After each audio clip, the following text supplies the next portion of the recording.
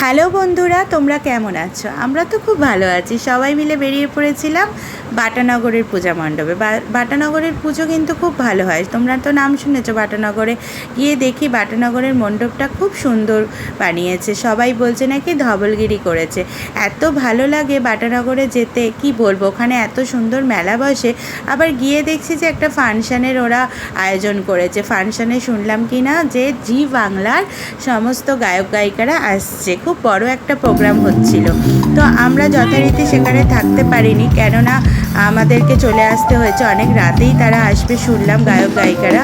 তো প্রোগ্রামটা খুব ভালো লাগছিল, এত সুন্দর মিউজিক হচ্ছিল। ও গিয়ে মনে হচ্ছিল সারা রাত থাকি।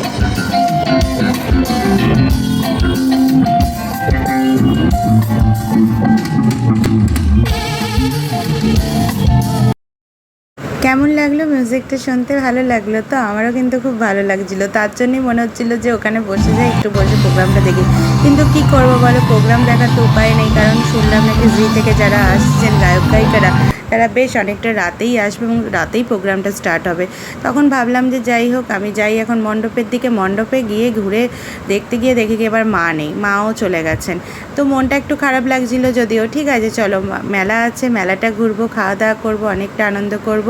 মেলায় গিয়ে এই ফুচকা আর ঘুগনি না খেলে হয় না।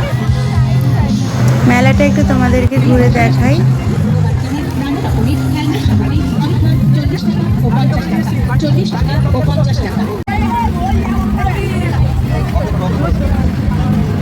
নাগরদোলা তোমরা চড়ো নাকি? ওরে বাবা, আমার তো ভীষণ ভয় করে। দেখতেই ভালো লাগে, তাই জন্য একটু অল্প কিছু দৃশ্য তোমাদেরকে দেখালাম।